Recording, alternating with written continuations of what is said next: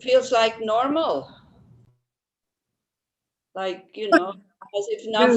as if nothing would have happened like 2 weeks ago, because it started 2 weeks ago. It's only 2 weeks ago. And well, I have to. How can I not feel better after all these pujas and prayers? And, I would be very bad publicity for these things if I wouldn't recover. So there was a duty to feel better. No, I'm just joking, but I'm sure it really helped a lot. All the prayers and all the pujas, all the mantras. So I could really feel it. Like Saturdays, all the pujas, most of the pujas happened Saturday, and I started feeling better Sunday. So, Great to yeah, hear. good, eh? And then after these wonderful teachings of Tetuma on Saturday also, I'm sure most of you have seen it. Hopefully, if not, just look at them. It's like, again, it's so down to earth. It's so clear. This is, just to be aware of where we stand and then to start from there and then to really do it instead of just talking about it. So that was very, very inspiring, very heart opening, wasn't it? Absolutely. Anila, if it's okay, can I do a short introduction? I see there are some new members that I didn't see the last time I was here. I wasn't here last week, so it would be to join then. Sure. But anyway, I would like to do a short introduction in Hebrew, if that's okay. Yeah, fine. Okay. אז שלום לכולם, ברוכים הבאים, נמצאים לכולם לשיעור של לוסנג בנושא הספר של שנטידבה, הטקסט שלו, בנושא המדריך לאורך חייו של בודיסטווה, הפרק השישי על סובלנות. נורא שמח לראות את כולם אחרי שבועיים של היעדרות מכיווני, וכיף לראות את כולם שוב, ושמח לראות גם שיש אנשים חדשים שהצטרפו. אז אני רק אגיד בקצרה, קודם כל זה יהיה מבורך אם כל מי שיכול ורוצה להדליק את המצלמה, כדי שתהיה לנו אווירה של ממש של סנגה שיושבת ביחד, ואני מרגיש שאנחנו כבר, אפשר כבר בביטחון לומר שאנחנו סנגה שמפגשת אחת לשבוע ומדסקסת ודנה ומאמן דברים, שזה מאוד, זה יהיה מאוד נחמד אם כולם יוכלו להדליק את המצלמות שלהם. בנוסף לזה אני רק אציין שכמו שיעורים אחרים, גם השיעור הזה עובר באופן ישיר ליוטיוב, ואפשר לצפות בו בכל עת גם אחר כך, מי שמפספס או רוצה לחזור על הדברים. דבר אחרון שאני אגיד זה שכמו כל הפעילויות של ידידי הדרמה, הפעילות הזאת נעשית בהתנדבות, ללא תמורה מוגדרת, וזה יהיה מאוד מועיל לכולם, גם מבחינה של עידוד הרגש של נדיבות, וגם מבחינת הפעילות שלנו, אם תוכלו לתת מעיבות לבכם דנה, ואת הפרטים איך לעשות את זה אני עכשיו אפרסם בצ'אט הקבוצתי, ובאופן כללי אני גם אפרסם שם את המייל שלי, מייל האישי שלי, אם למישהו יש בעיה או שאלה בנוגע לנושא של השיעור, או משהו בטכניקה, כל דבר אחר, אני אשמח מאוד לעזור, אז אתם מוזמנות בתחום ליצור קשר בכל עניין שיעור. אז הנה אני מעלה את הפרטים לצ'אט, ובנימה זו אפשר להתחיל. Thank you very much, Anila, for doing this again and again. It's very beneficial to all of us, and I'm happy to be here again and listening to you, and let's start. Well, thank you very much, all of you still kind of joining almost every Wednesday. It's quite amazing. So hopefully the text is doing something for you. And I don't know if you remember the homework. With the homework, you should have had quite a pleasant week if you've done the homework. Can you remember what it was? I didn't even write it down. Purification. The purification, but also, to try to generate positive mind states. You remember? Yeah. So did anybody try to do it? That whenever you feel that you have a feeling of like towards the person, then you exchange it with the thought of may you be happy, may you be well. And we started talking about Tonglen a little bit, like last time. Also, I said I would explain this time. Did anybody did anybody do that? Does anybody want to say what happened? I tried to do it. Wait. Me? No. No. Okay. Yeah. I tried to do it while meeting difficult things. Yeah. That's. So I tried while, for example, I've a relative that got cancer, and I really cannot help her. So I thought, what can I do? So first I thought, I wish you can be happy. I wish you can be healthy, and etc. etc. And then in our sangha, in our Zoom sangha, I said that I wish that it will be for her too. And then I decided that I have to do something, like doing. So I decided that every 1 or 2 days I will call her, and I cannot come to her. She is in Sweden. I will call her on video and just, chatting. And I think it made her, for the moment of talking, she was quite, she liked it. She in the end of every talk said, call me again. So, nice. I tried. Yeah.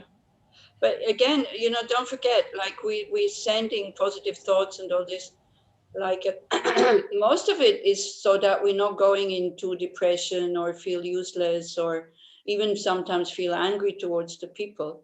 So the main point is that we generate positive mind states. Then the result, how people react to it, this is a bit out of our control, because also needs a lot of causes and conditions for people to receive like our positive thoughts. So I know it might sound selfish, but again, so the purpose or the main reason is so that we are not buying into old habits of thinking in a way that is absolutely not helpful, neither to us nor to others.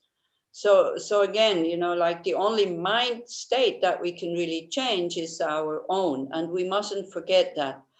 And then when you have these loving thoughts, even if the other person can't receive it, but at least you'll be able to bear that the other person cannot receive it, because well, as you say, I cannot help her because she's in Sweden. So then at least we feel okay. And then even a person is far away, you cannot help the person, but at least the people around you will benefit from your positive mind states, like openness, spaciousness, awareness, and like that. So, but we always of course, we want to do something, we want to help others, and that's fine, and that's really good, but we have very little skills very often.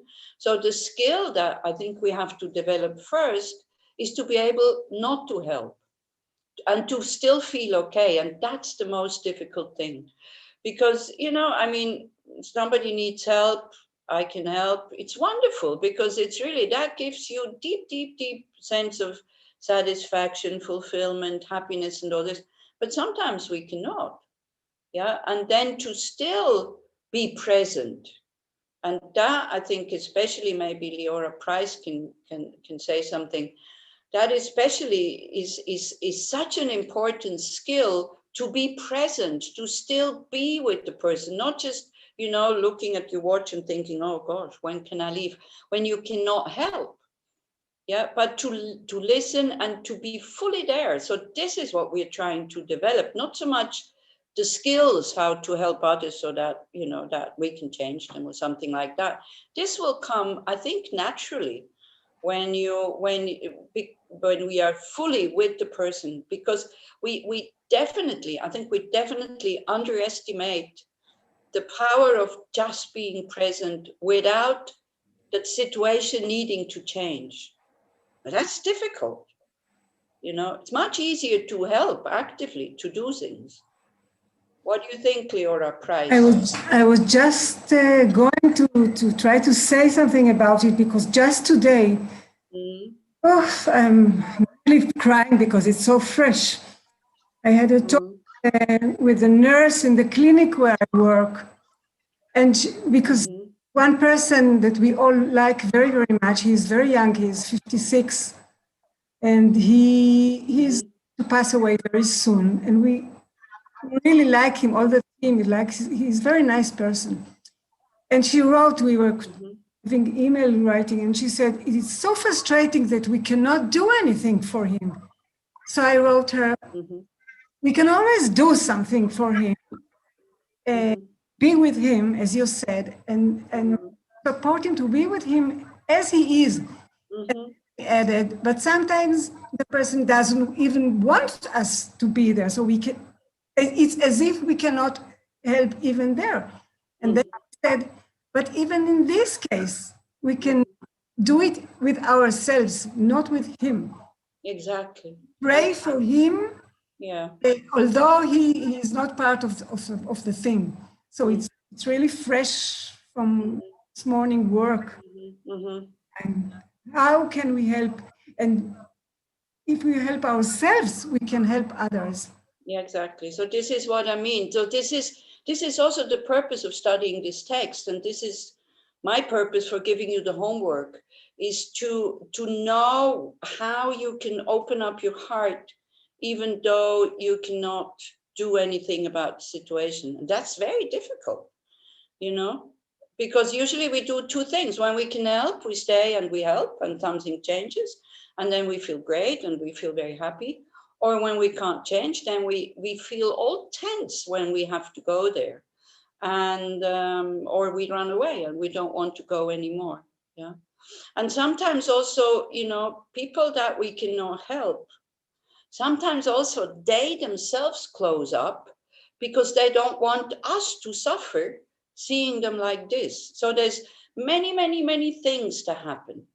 So for us, as Leora says, something that we can always do is open up our heart, even if we feel terrible, you know, even if we feel, but with this just very simple breathing meditation of being aware, noticing your emotions, noticing the tension, and accepting it that it's there, and having compassion for yourself that you feel like this, that you feel completely useless. And now, as a Buddhist, you know, some of you might not be Buddhist, but as a Buddhist, when you see all this suffering that we cannot do anything, then it starts to dawn on us and to say, wow, you know, even with all the medical things that we have, the psychological help, the, you know, the, I don't know, the pharmacies, how to say, the pills, the medicines and all this, this is what the Buddha says. No matter where you are, no matter how healthy you are, no matter how rich you are, no matter how beautiful and whatever you are, there is always something that is not perfect. And then we start to understand the teaching of the Buddha. Only then, you know, that as long as we stand under the control of our negative emotions, and especially the wrong view that there is a self and a separate other out there that has not much to do with my mind, and that there's a real I, a real me to all this is to whom this is all happening, we will encounter problems. And this is something we refuse. So whenever we see it, to go into, just to think, yeah, Buddha is right, dukkha. Dukkha is all pervading. Sometimes the dukkha of pain, mental pain, physical pain. So very often the dukkha of change, like we have something really good, joyful, everything goes the way we want it to go, boom, it collapses. And then we suffer more than before we had it, actually. Yeah, when we experience something really good and we lose it, this is much more suffering than not having anything. And then there's this all-pervasive conditioned suffering that with this kind of body and with this kind of mind, wherever we go, we're never safe. We carry with us the potential to experience physical or mental suffering wherever we are. And with all your meditation also, meditation is not going to, just meditation is not going to make the suffering go away. It will give you tools how to deal with it. But what goes with these tools, in order for the tools to work, you need to be able to accept when things get really difficult and tough. And that's one of the most difficult skills to develop, because we have deep, deep, deep down, we have this yearning for lasting happiness, for well-being. And it's constantly calling us, but we're looking in the wrong place. We're looking outside, we're kind of fixing our bodies and we're fixing the outside, we're trying to. And then we think we'll be happy because at the moment, as also Tetsuma was mentioning it, the political situation in your country is really, really difficult. And you think that if you have a good prime minister and a good government who is not corrupt, that your problems will be finished. They will not be finished. I can tell you in Switzerland, we have very good government. I think if they are corrupt, then they're very, very skillful because nobody notices it. But I don't think they are, but we still have problems. We still have fighting with the neighbors or relationship problems, or your children are drug addicts or are sick or something like that. Yeah. Or the environment, like global warming and all this. By the way, Yael in California, how are you? Because I just got a message that the fires started again. Oh, you are more informed than I do. I didn't know. This is from Aptos, from Annette. She Wow. said it's like very strong winds and the fires. Winds, very strong winds, yes. But I didn't know the fire started. It's Okay, not so, here maybe, but other parts of California. So then also when we do prayers and things like this, please also dedicate, for natural disasters also, because that's so frightening when you're surrounded by fire. So this is what the Buddha is teaching us, but the Buddha is also teaching us a way out. I mean, all the teachings of the Buddha are to end suffering and the causes of suffering. Because as long as we are not ending the causes of suffering, which is our cognitive mistake that we're making about existence, me, others, and all this, there will be suffering, whether we want or not. As long as we create the causes, then that we will always encounter problems. So we can either say, okay, that's fine.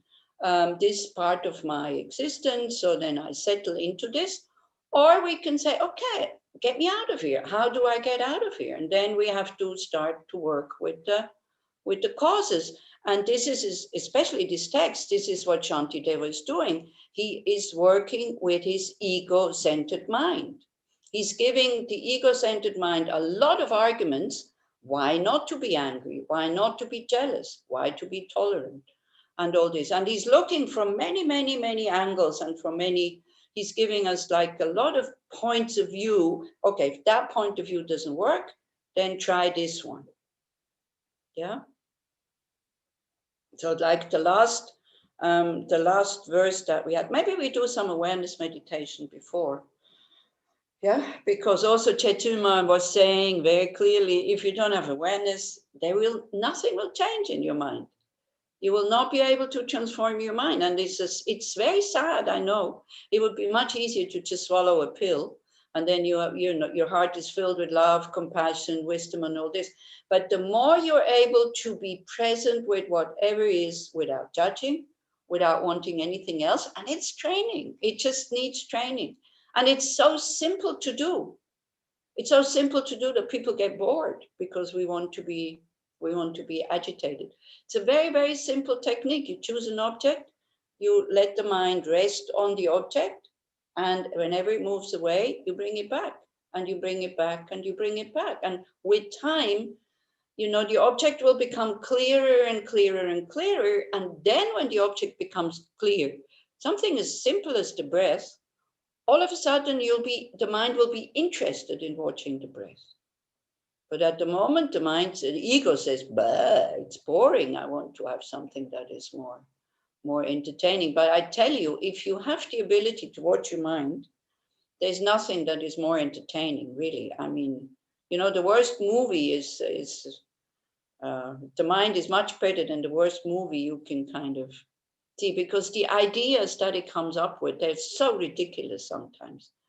So then again, you know, as a Buddhist, so that you're not falling into depression and starting to hate yourself, you know that this is not your nature.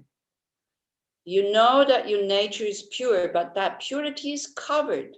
It's covered with these wrong views, and then with you know, desire, attachment, aversion, anger. I want it the way I want it, and the way it is, I don't like it. And then we start with very strong emotions, and then we create karma, and then, you know, again, we create situations where we, again, don't have what we want. Yeah. So this is what we can do. We can really, when you look at the teachings of the Buddha, you don't even have to become a Buddhist in a way, you know, just to say, okay, I see what is causing my pain. It's not the person outside. It's my attitude towards the situation. It's my reacting with anger and jealousy and arrogance and these kind of things.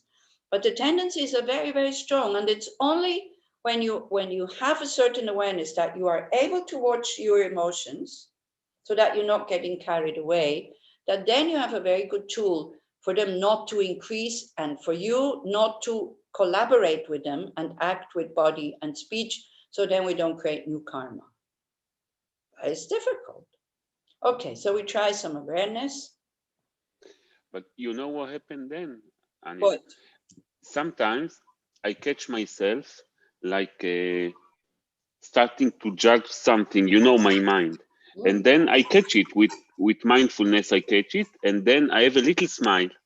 Yeah. Not at the proper time. And why are you smiling? Right. Yeah. Like and the smile is not appropriate to what is going on. So it's how totally can you be happy? Nahum. It should be appropriate, because we should be happy to see the dirt. If we don't see the dirt. Yeah, it's funny. It's funny. Yeah. So one thing is very good. But there's somebody I'm talking with, and he's telling me something, and it doesn't happen a lot, but sometimes I'm being asked, why do you smile now? How come you smile now? Okay. And then what do you tell them? I had the thought. Exactly. You can say, I saw a stupid thought in my mind. I'm so happy that I saw it, because now I'm not going to follow it. So this is why I smile. Yeah. So this is it. At the beginning, we might be shocked, you know, when we start to see how selfish we are and how cruel we can be. But it feels light. But then with time, you know, we learn, oh, but it's good that I see, because otherwise it cannot transform. So the smile when we see something stupid, it's very appropriate. It's very good. Because then it doesn't make it big and heavy and serious and terrible, So there's many, many skills you have to develop, which comes from discussing these things with others, you know, telling them your experiences. This is why Sangha is so important, that you share your experiences so that we can learn from each other, because each of us reacts differently. There's not something that is black and white and it's only like this is right, this is wrong. It's not like this. That's what makes Buddhism quite complicated. This is why not so many people are Buddhists, because it's much easier to believe in a creator God and then just pray. I'm not saying this in a disrespectful way, But Buddhism, you have to do the work yourself. This is it, and you can't blame anybody else. So it kind of gets you out of the victim role in a way. Ona, did you want to say something? I can see your hand. No? Okay. Okay, so try to install yourself. Is it possible that I share something? I really want to, but I'm shy. Yeah, go ahead. Go ahead, Hagar. It's about what we just discussed about dealing with a person who's not really. I have a new man in my life, and he's a very post-traumatic person, and he's a narcissist by every definition, and he's been hospitalized for mental health for many times in his life, and he has a very difficult life story. Mm-hmm. I'll try to summarize. It's really difficult for me to help him, obviously, because he doesn't really want help. But a lot of the projections he has psychotic events, and a lot of the projections he projects on me a lot of things, a lot of insecurity, a lot of difficult things. He's a very intelligent man. Yeah. So that's why it's harder, because a lot of manipulation happens, and a lot of I am very, very, very confused about how to deal with him, because I want to help him. Obviously, I see myself in him. I used to be very similar to him, and I know I can help him. I know I have the tools to help him. And with that, I am facing a brick wall, who can be violent also, but mainly a brick wall that I really want to help. And with all the things that you just mentioned about being there for him and just listen, and don't like simply to be there, which has a lot of power, simply to be there and listen, and simply to I don't know, try and reflect to him, really doing the I think I'm doing it well, but I'm really confused about how am I, when he has I don't know, a kind of psychotic event, when he's seeing black and there's no one to talk to, how am I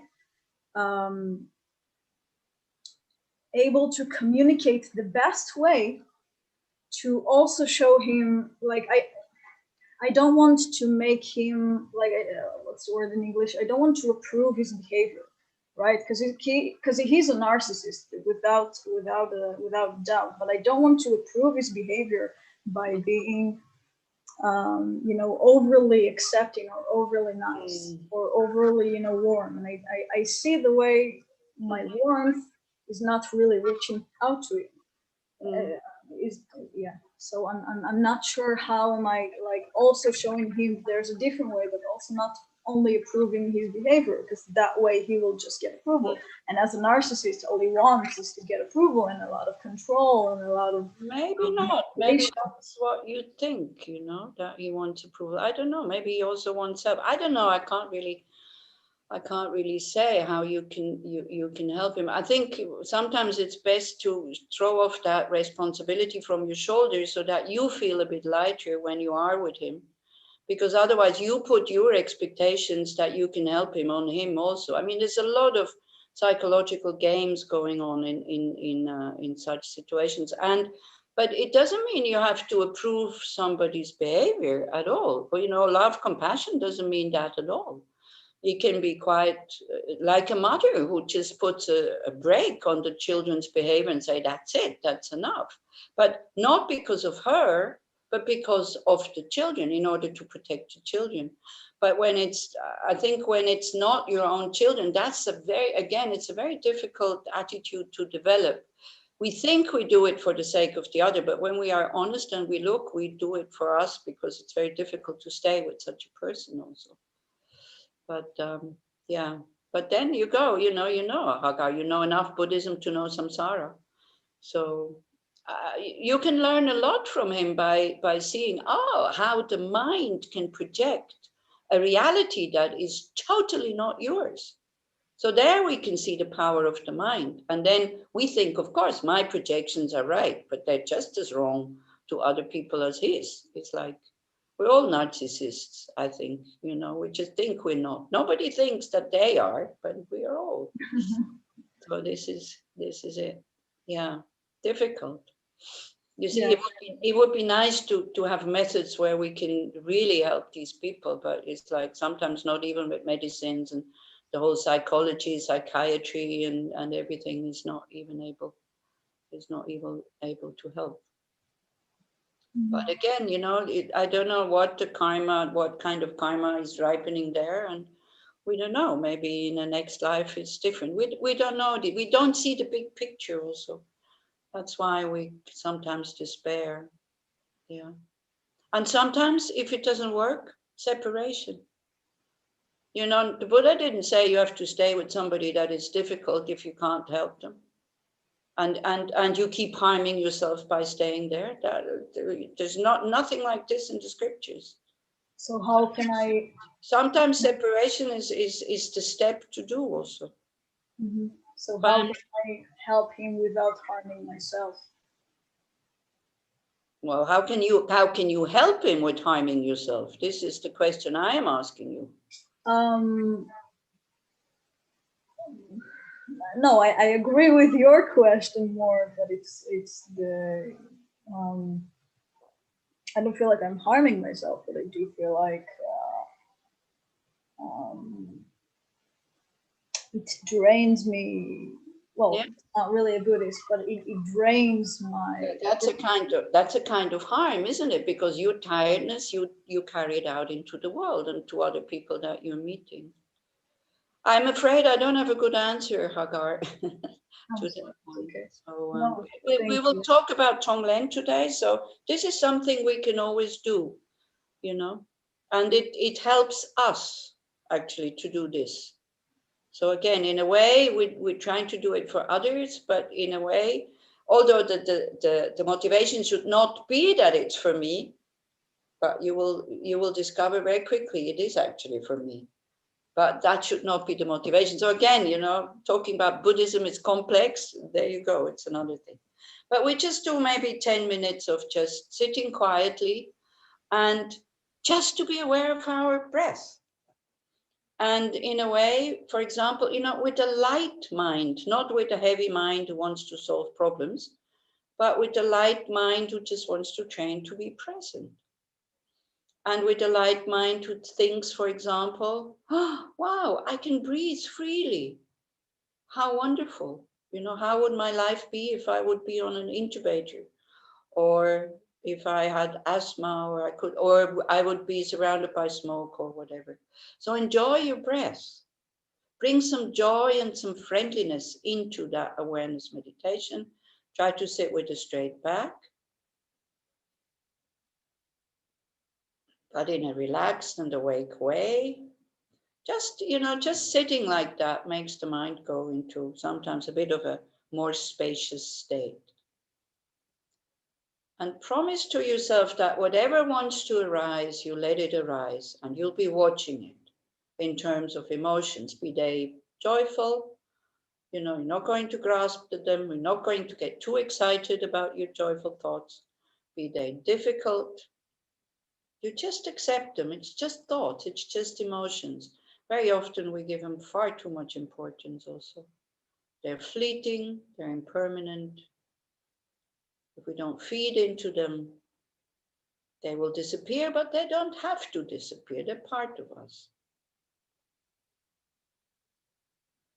So then again, you know, the motivation why we do this is so important.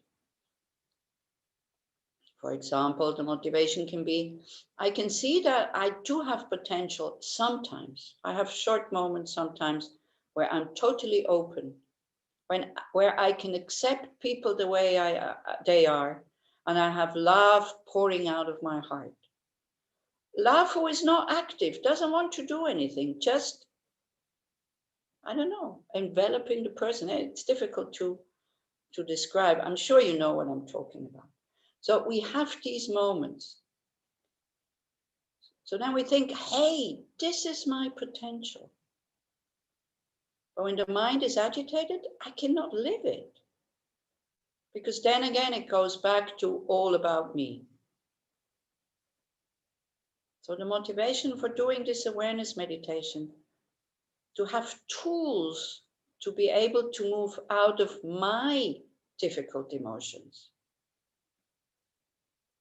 To have tools to be able to watch them so that they don't increase and they don't carry me away.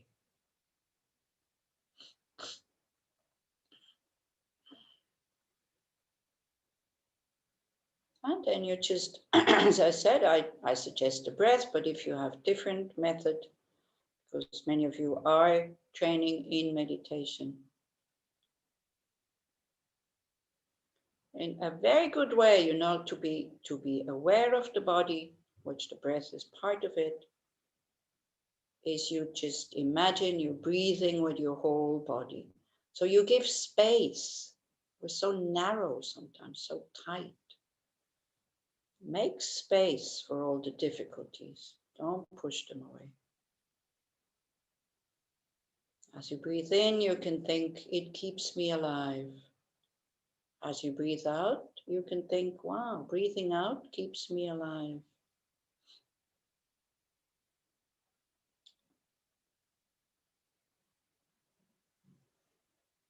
Whenever you get lost, without judging, without making big story out of it, just come back. It's the moment you see that you are lost. That's the success. So don't judge that moment, because otherwise you don't want to see anymore. That's when you start to make progress. When you notice you're not with your breath.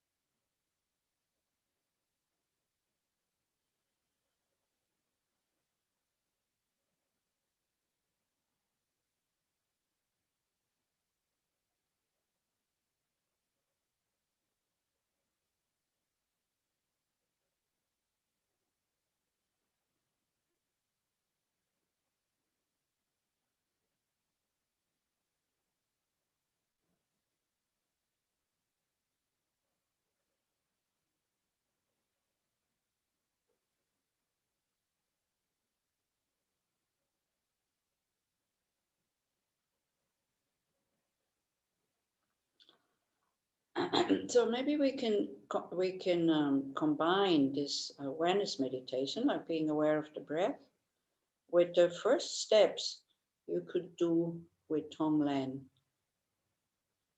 So, you know, what comes into our mind, we don't have that much choice. So as you breathe in, you could, for example, think, I am open to whatever wants to come.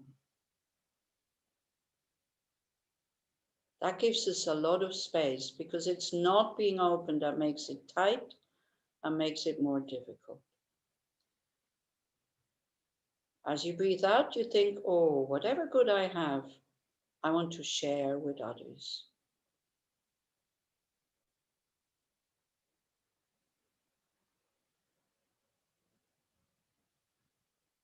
When you breathe in, I'm open to whatever wants to come.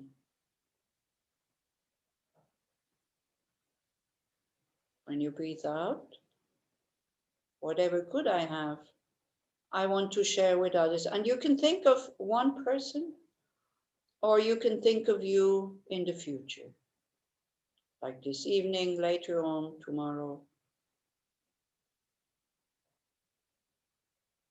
When you think that you might face problems, as you breathe out, you think you give yourselves the skills to deal with these problems as you breathe out. Like the skills that you are experiencing now. You are calm, you are open, you're peaceful.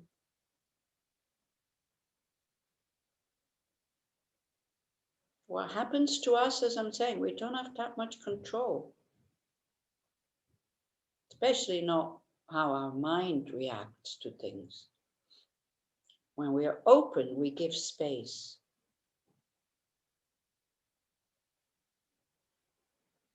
When we breathe out, we wish ourselves to have the skills, to have the means, to have the methods to react in a way that is beneficial, not just for ourselves, but also for other people who are involved in it.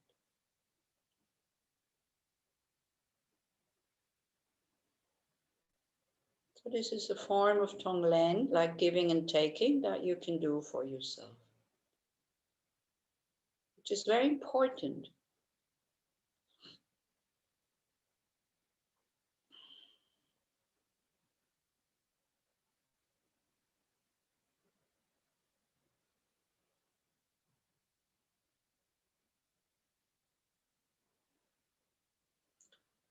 Breathing in, whatever wants to come, let it come. Breathing out, whatever good I have, may I experience it not only now, but also in difficult moments, or may I share it with others.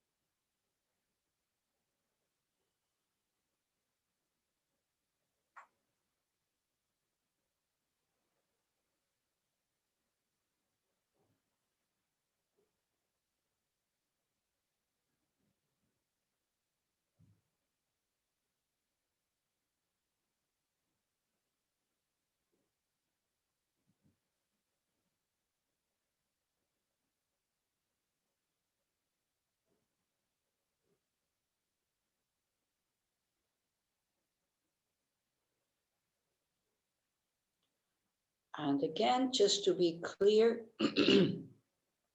we are not doing this technique for something to change.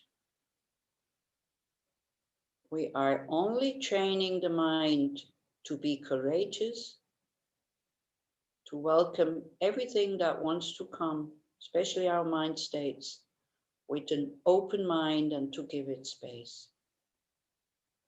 When we breathe out and we give ourselves the skills and the tools to work with it, we are only training the mind to always act with loving kindness, which doesn't have to be wishy-washy, by the way. It can be very firm and very strict.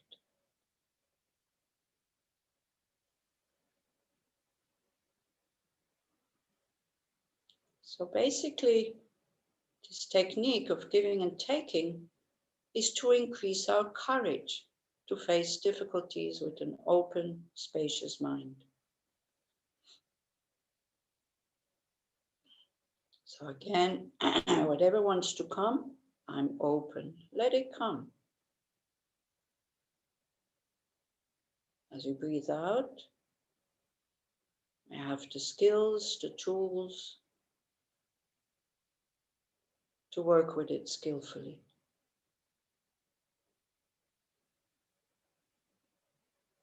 Or may my love, compassion may be of benefit to others. And again, you can use different words in your own language. And don't look for results, just do it. That's the training.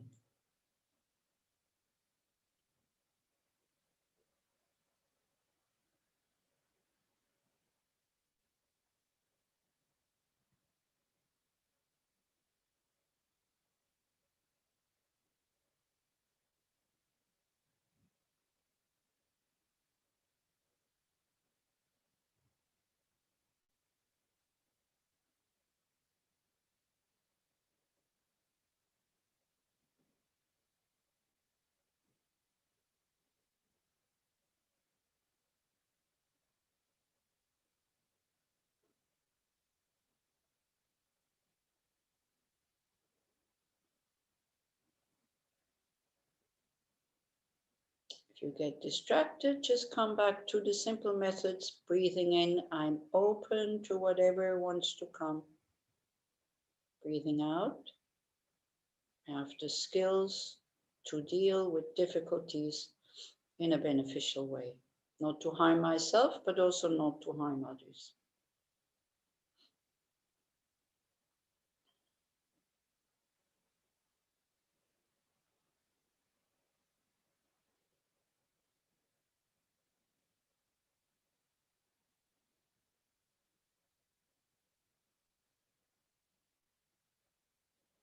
So it's almost as if you're breathing with your heart and not with your lungs. As you breathe in, you develop a courageous heart. As you breathe out, you develop a giving, an open heart.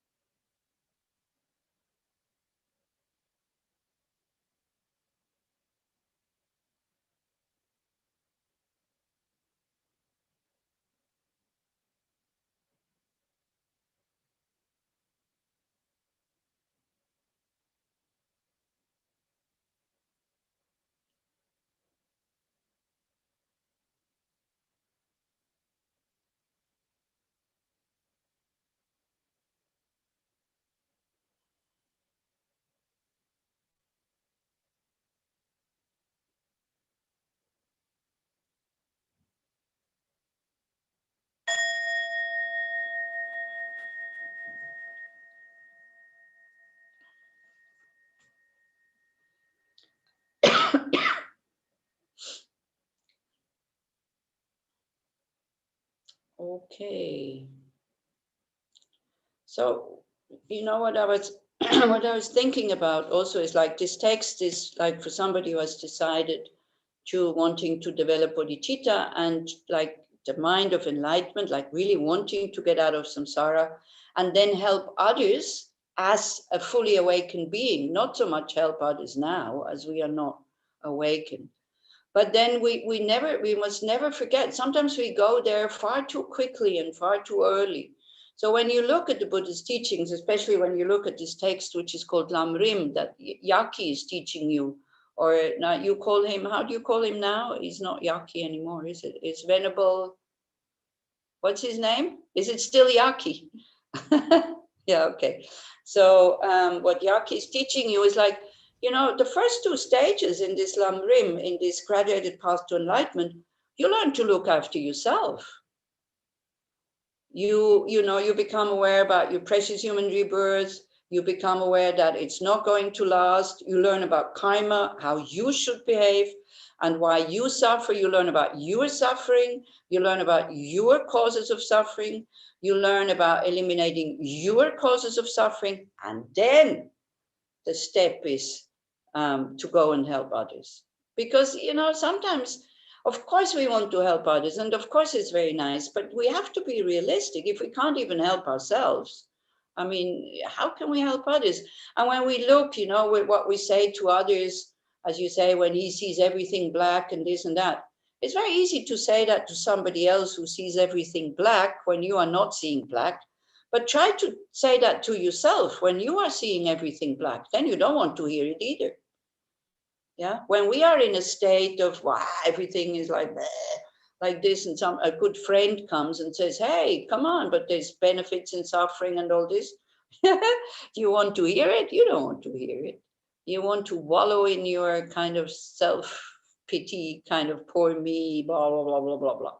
Yeah, so this is how we are. So that's very important to look after yourself first in order then to be able to benefit to others. So the looking after ourselves, the doing Tonglen with ourselves, the purpose is so that then we can be of benefit to others. Not just, we don't stop there, but these are the first steps that need to be done. And by the way, next Saturday evening, it's in Switzerland will be 6 o'clock. That means in Israel it will be 7 o'clock. The reincarnation of Lama Yeshe, Tenzin Ösel, who is this Spanish young man, he is teaching for the Shantideva Center, not in Israel, but in New York. And he might be teaching on the text, I don't know. But the title is, We Are Not Shantideva. So, be careful. When we study this text, Shantideva is talking to himself as a bodhisattva, and he had high realizations already. So this is why he composed this text. And then we take from this what we think this is feasible. What is too strong and what is too much, then we just leave it. But I find that in this text, I mean, there's so many tools how I can deal with my negative mind towards difficult people, especially in this chapter.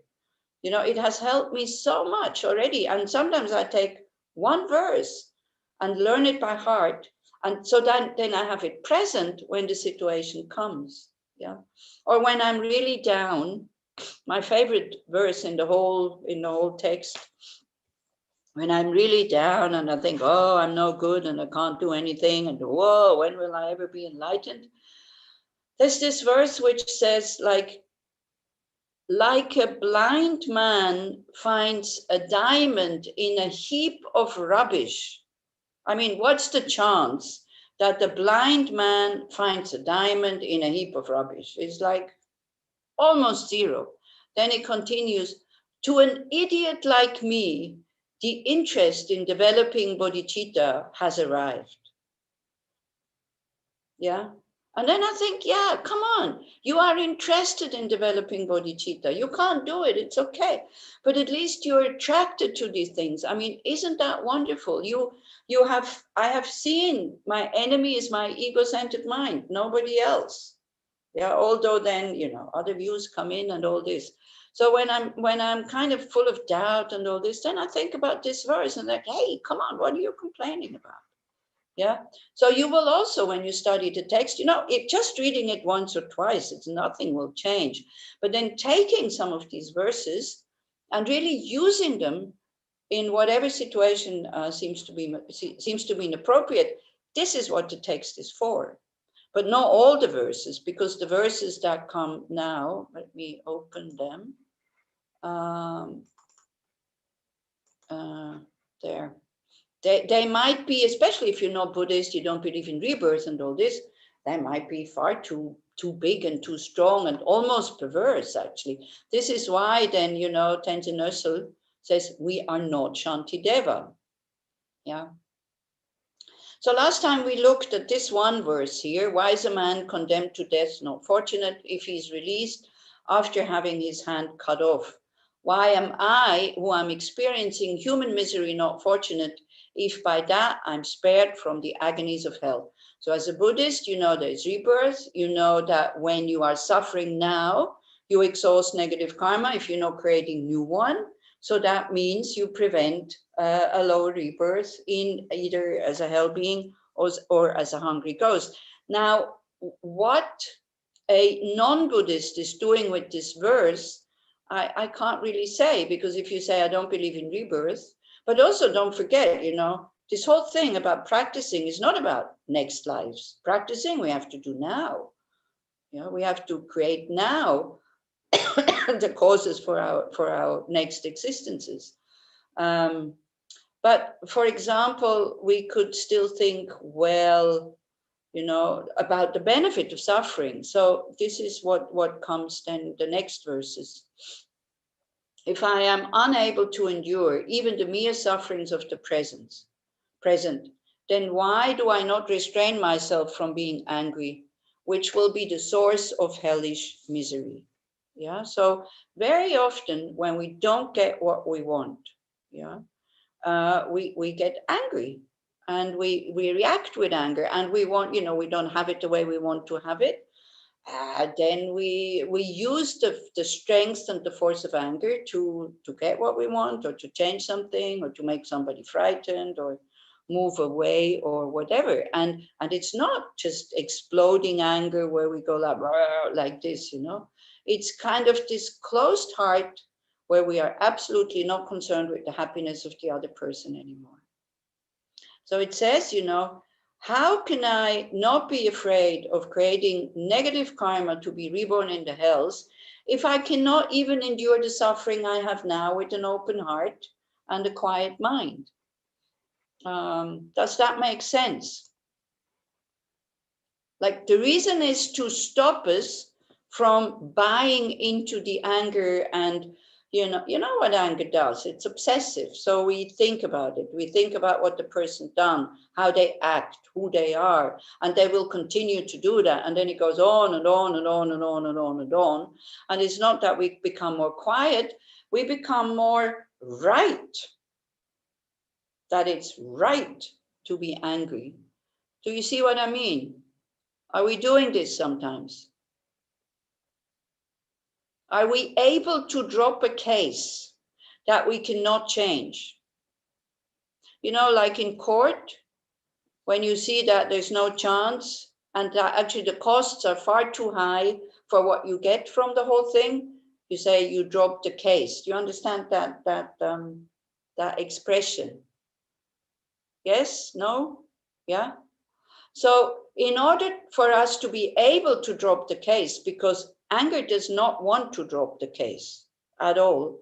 So sometimes it's really good just to sit down and to see the costs of this anger and the benefits, like the payoffs, you can call it, or the benefits.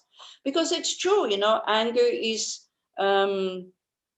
we feel that we're in the right, it's energizing, and sometimes it helps to cover the pain. Not just sometimes, very, very often. We feel, you know, when you feel pain, when you feel vulnerable, you feel weak. When you feel angry, wow, then you are somebody. Yeah, this is why we enjoy anger so much. Yeah, this is the thing. So then when we look at this verse here, meaning if I'm not able to endure difficulties that others seem to cause me with patience, being able to endure, not to react, even the mere sufferings of the present, then why do I not restrain myself from being angry, which will be the source of hellish misery? Like saying, hey, come on, I don't want to create more causes for future suffering. When we have understood where the suffering comes from, which is from our negative actions, which come from our negative emotions, then we have more interest in going against the negative emotions. But again, there's a big but. You have to be very skillful with dealing with that. And the best way is awareness. The best way is the awareness to see what's going on, labeling it. Oh, anger is in the mind. No, I am angry. But just anger is in the mind. And just by saying that, you see, whatever comes out of my mouth, not fully the truth, it's one-sided, it's most probably exaggerated, and it's not going to help the situation. You see, anger, when anger is there, we always think it will help the situation, isn't it? That's why we nourish it. That's why we feed into it. That's why we act it out. What do you think? Hey, come on, this is discussion group here. It's not just me talking. You're allowed to have an opinion. It's really worthwhile to study your anger. If you are not able to study your anger at the moment, study the anger of somebody else. See, then it's much more clear, and it's easier to accept also how anger exaggerates, how it's one-sided, how it thinks it is right, and how it doesn't give a damn, sorry for the word, about the happiness of the other person. And this is especially good when somebody's angry at you. And then you try to explain to that person what really happened from your point of view, and then what happens? Does it help the other person's anger? They become more angry. They become more angry because they have a totally different view. So, and then you can apply to yourself, when I am angry, I'm probably the same way. I don't want to hear what the other person has to say. Somehow we want an apology. We want the person to maybe explain deep down, but then when we are angry, we don't want to hear. So we're full of contradictions when we're angry. You see what I mean? Yeah. So then one of these verses that he's using, be careful. You are now acting this out and allowing your anger to be in your heart.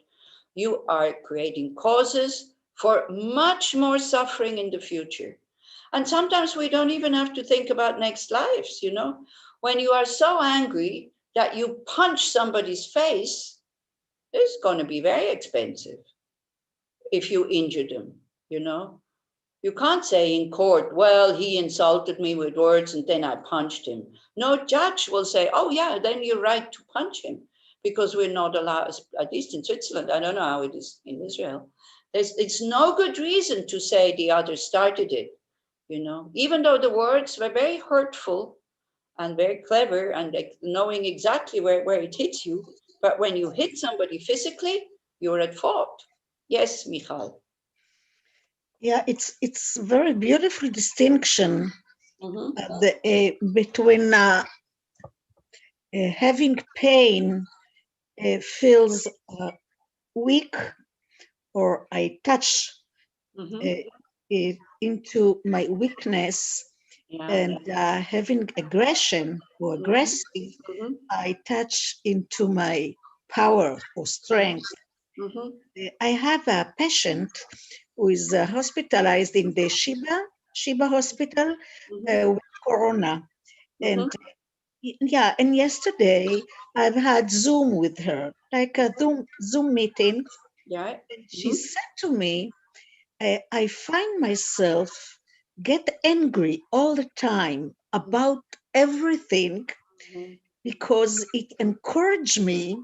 I pretend to be stronger, because when I suck into my pain, I feel so weak. And now I've heard you talking about that, and I thought, wow, I have to tell her that. But it's so much more courageous to accept you suffering. Anger just looks like it's courageous. It's not. It's a coward. Sure.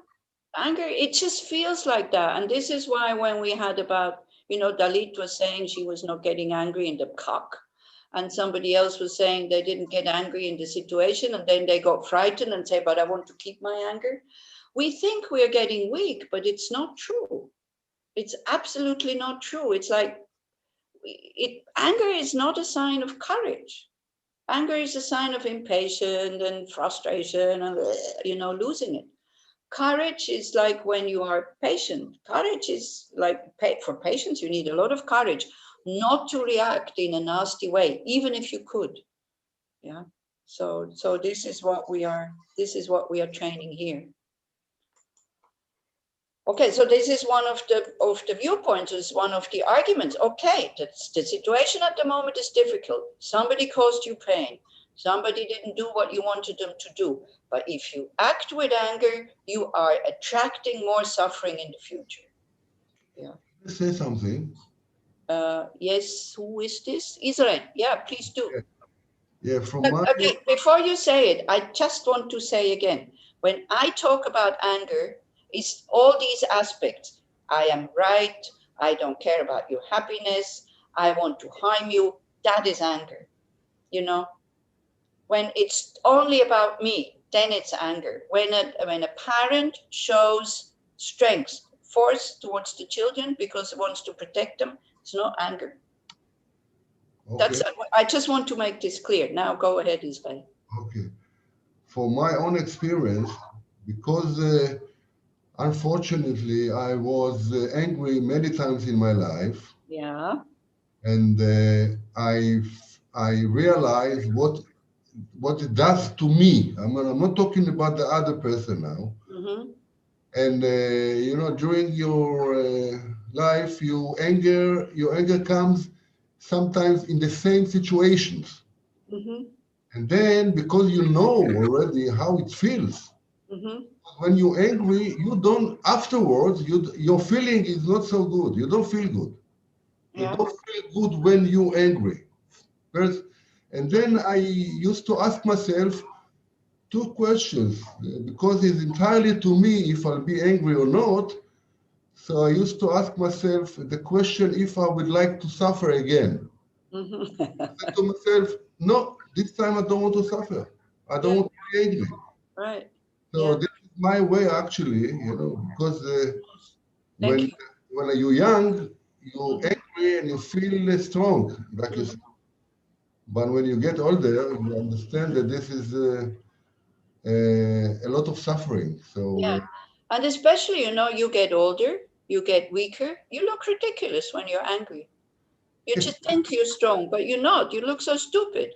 Whereas, you know, young man, very strong, then people are afraid of you when you're angry. But when you're old, it's like, you know, they think you're totally ridiculous. Like children. When children are angry, we smile because we see how ridiculous it is, and we also see how much they suffer. But this is exactly this verse, Israel. Is like, better to endure now than create more suffering for the future. Or sometimes it's also, you know, just good to ask yourself without judging yourself, to say, do I really want to be this angry person? Do I want to be this? I have a choice, and the choice is awareness. Yeah, but then, you know, again, tendencies and habits are very, very, very strong. So, but every time we don't act out on it, we're not creating more, you know, we're not making it stronger. But we have many, many imprints of anger that will come. And, you know, so then again, you know, if people, because Israel is such an angry society. I mean, it's amazing how much anger and frustration, and you're not a good Israeli if you're not frustrated all the time. So then again, you have to go against almost the values of your society if you don't want to be angry anymore, which makes it double difficult. So you can be double proud and happy if you're not an angry person, because you have to go against common views in Israel. Okay, so the next verse is, for the sake of satisfying my desires, I have suffered numerous burnings in hell. So again, this is about, you know, about previous lives. But by those actions, I fulfilled the purpose of neither myself nor others. That's a bit of a funny thing. Let me see. I have another translation here.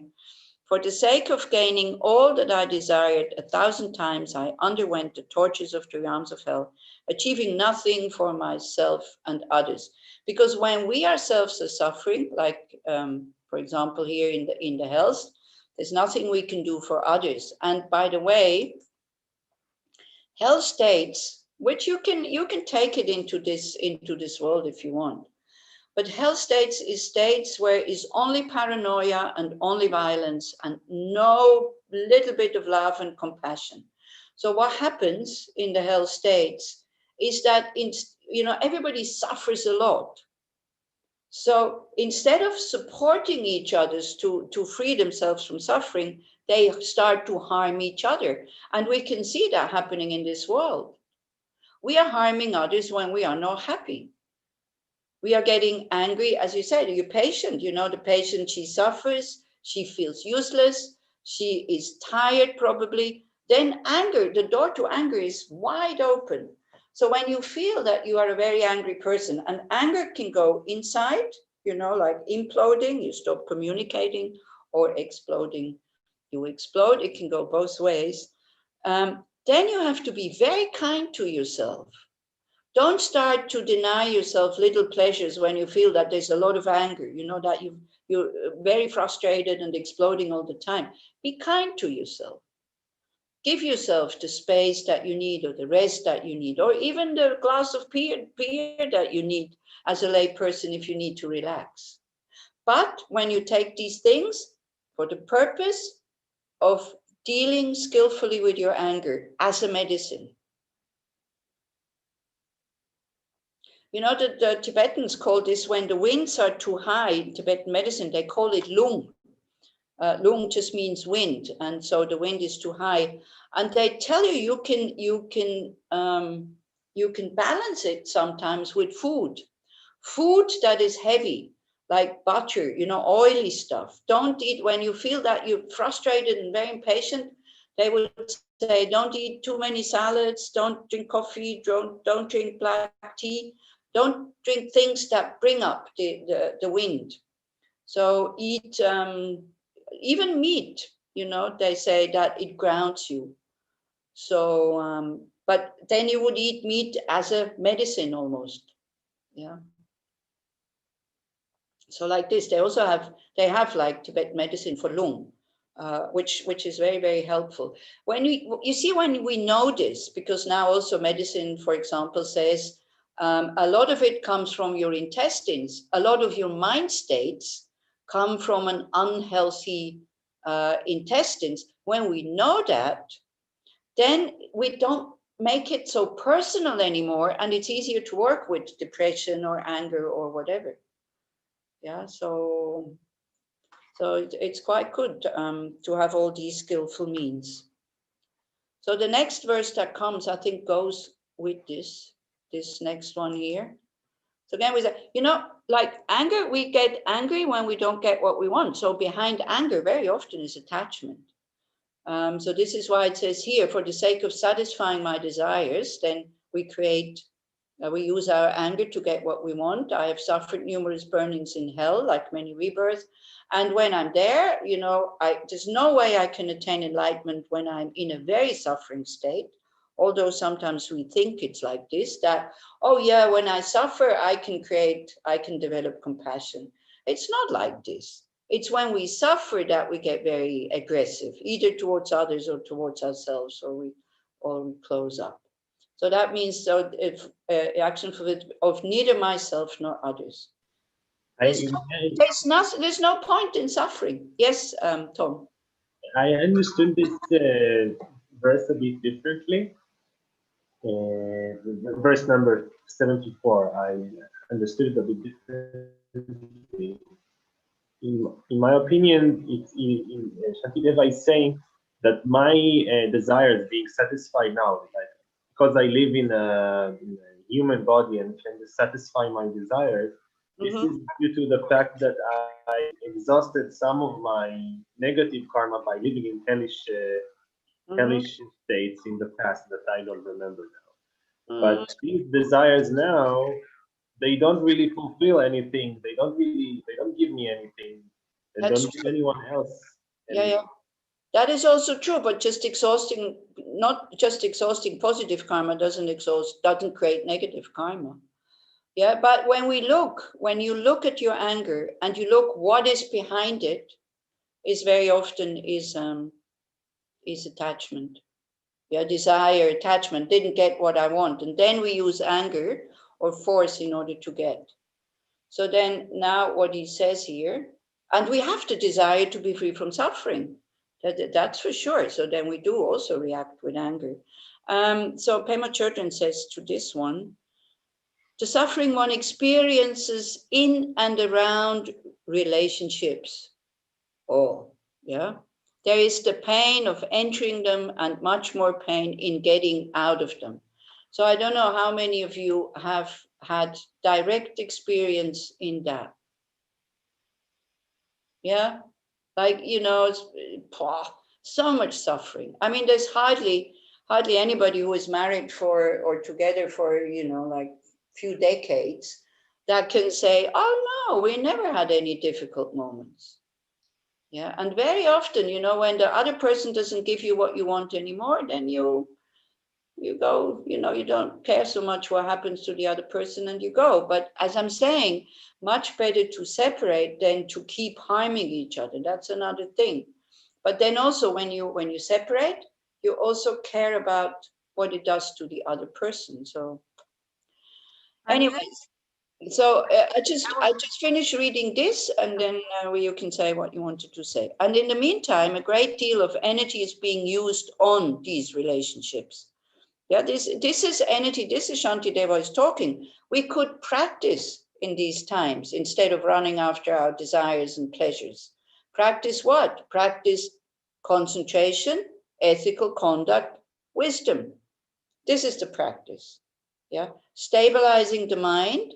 So we see when we are not ethical, so we are concentrated, and then with a life that is fairly stable, we develop the wisdom of emptiness. Yeah, these are the three higher trainings: ethical conduct, concentration, wisdom. And for that, you don't have to be a Buddhist, by the way. You know, when I talk about practice, I don't mean religious practice. Can be part of it, mantras and visualization and all this. This can be part of it. But the Buddhist practice is basically that: ethical conduct, like not harming anybody, concentration or shamatha, and wisdom. With the mind who is on the object, then being able to analyze the object and see that it's empty and it's impermanent and all these kind of things. That is the Buddhist practice. Nothing less and nothing more than that. Then when you have this, then bodhicitta. Not just for myself wanting to get out of samsara, but because everybody has that potential and I want to release them from that state. Then she continues to say, likewise, careers and the other things we pursue can feel like torture. Like we have to fight a lot for our job sometimes. You know, there's so much bullying that I hear from people in the workplace. Instead of people supporting each other, they bully each other. There's a lot of competition. Sometimes people lie in order to get a job. Yeah, it's all negative karma that we amass in order to get what we want. Yeah. To have greed, hatred, and revenge become even stronger habits when you are very famous, when you are, you know, you are attached to your status or things like that. If you're a nobody, oof, then, you know, but even then, I mean, we can see what happened in America right now, or maybe what happens in your country also, how people fight for their status, how they lie, how they refuse to go and things like that, you know, worse than children. Why? Because the status is so high. Why? Because one thinks that this is something really wonderful to have, to be president or prime minister of a country,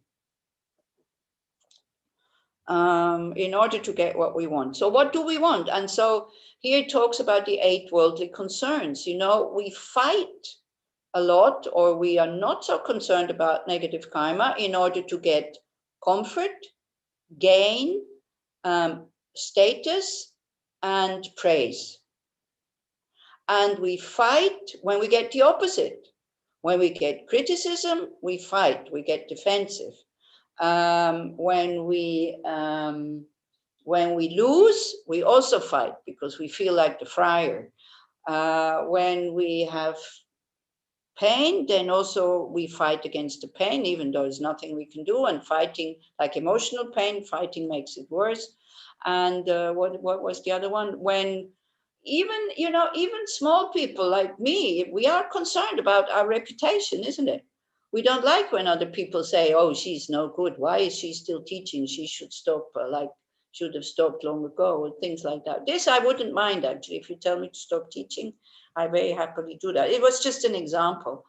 But it's like even small people, we are concerned about our reputation, isn't it? We don't need to be prime minister. Yeah. So if we continue to strengthen these old tendencies, then the result will be what hurts me now is nothing compared to what is to come. And now what Pema Chodron says, and here comes our chance to do differently. All of our lives have been finding ordinary samsaric satisfaction.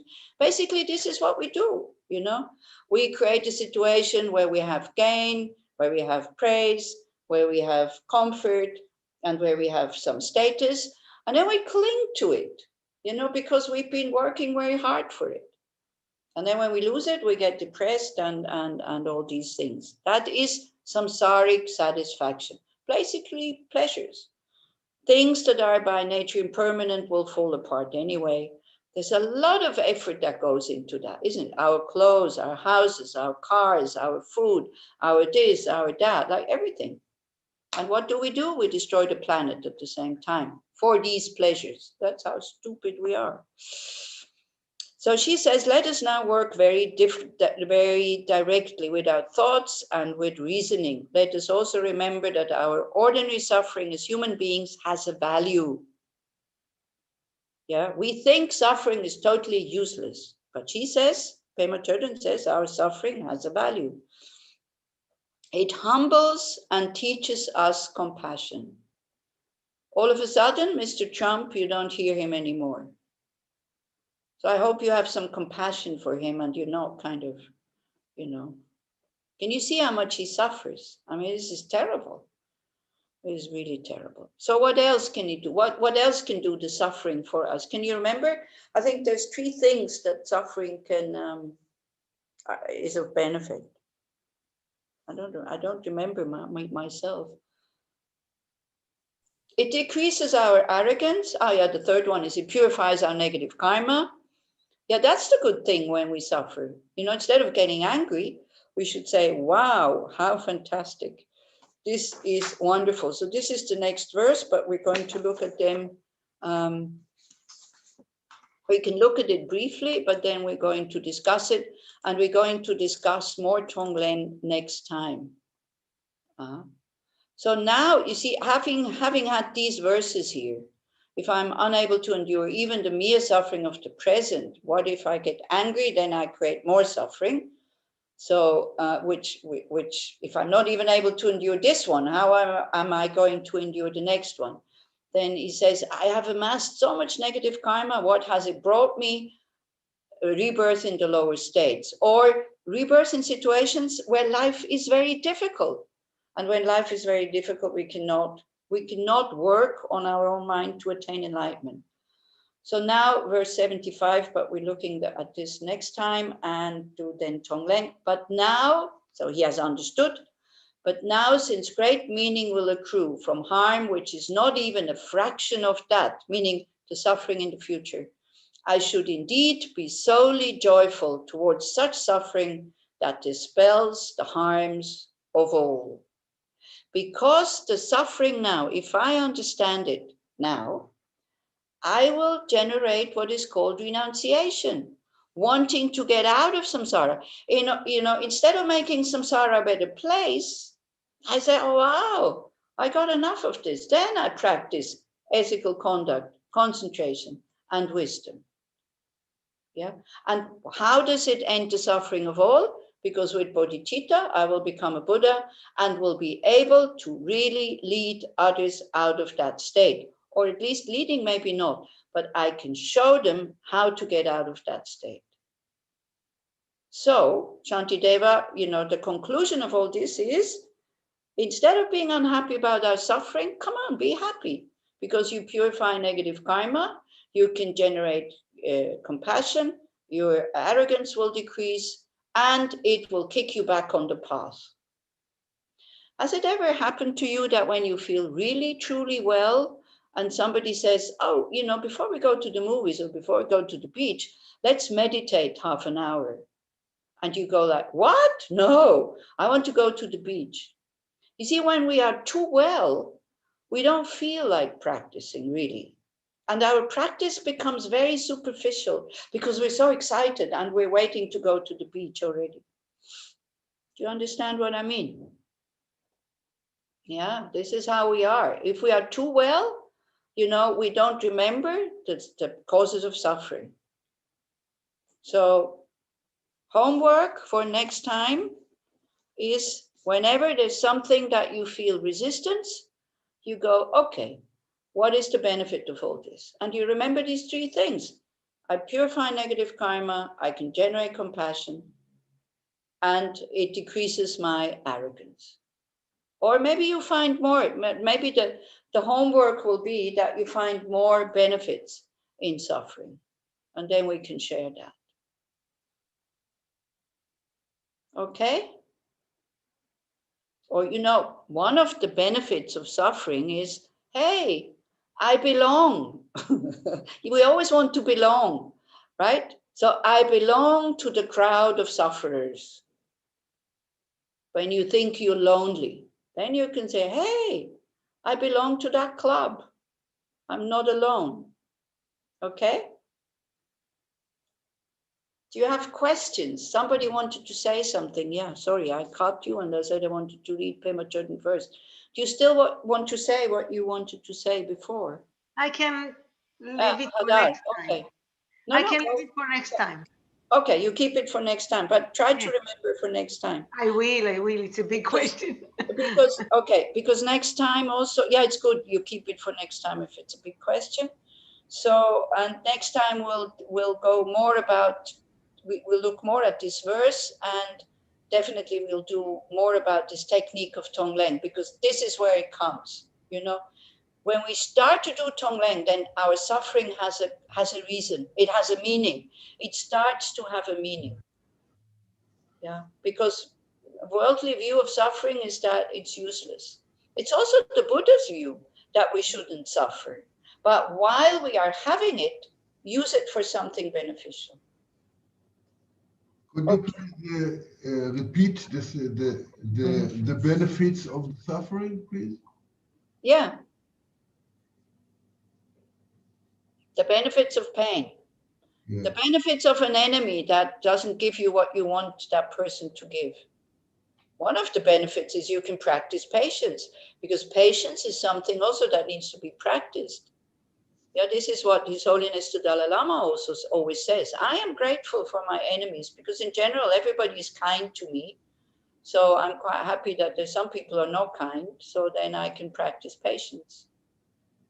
So it's a total, it's a total turning around of worldly thinking. So that will be the homework, okay? Try to see the benefits of suffering, not from the scriptures, but from your own experience. Don't convince yourself of something that you don't want to be convinced about. You yourself find your own benefit. What does this suffering do to me? Okay? And then, you can tell me it makes me a horrible person, for example. So it doesn't necessarily just a benefit. What does it do to me? So we start to study suffering instead of rejecting it. Okay? Okay. So we dedicate all the positive energy that we have created together. And now you think about one person that your heart is totally open towards that person. So you feel the dedication in your heart also. Yeah. Like, I have created positive karma. I want to share it with somebody. I want to give it away. I don't want to keep it for myself. This is what the dedication is. Yeah. I am doing this for others. I want to attain enlightenment or, liberation or whatever you want to call it. very, very quickly. I want to be able, you know, all the positive energy that comes from doing these things together. I want to be able as quickly as possible to live my potential, but not in order to become famous, not in order for others to admire me and to love me and all these kinds of things, but because I want to be of benefit to others. And then you think about one person that you really want to give all the positive energy that we have created to. You give it to that person and you see it pouring out of your heart in form of light, and that person, that other person is able to receive it. Now, this is a very good way also to, whatever I have which is good, I want to give it away. You don't need to tell the person, you just do the visualization. Your whole goodness coming out of your heart, and the other person is able to receive it. Then don't check in your daily life, hey, but I didn't receive it. It's not about this. It's about you not holding back, about you learning to give your good sides, that you want to develop your good sides so that whoever hears me, sees me, touches me, thinks about me, talks about me, that it will only be of benefit to them.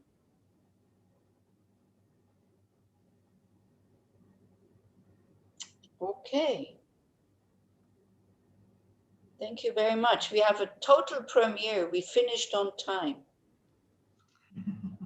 at 9:30 after an hour and a half. Maybe, I hope it will keep like this. So that's why I'm going now, because otherwise we'll still be here in a quarter of an hour. So have a very good week, and I hope you will not have too much suffering so you can see the benefit of it. But yeah, whatever comes, let it come. You know, this whole thing, I'm open to whatever wants to come. That gives us so much courage, especially when you have to, you know, before entering a difficult situation. Whatever wants to come, I'm open. I will give it space, because our mind is not limited. It is totally spacious. And we can't feel it very often when it's filled with I, me, ego. Yeah. We have so much space in our heart. We don't have to throw anybody out. Okay, thank you very much. Then. Thank you, Anila. And see you next week, maybe. Bye. Thank you. Thank you. Bye. ביי ביי. להתראות לכולם, ערב טוב, תודה רבה. להתראות. היי תום. תודה. תודה, לילה טוב. לילה טוב.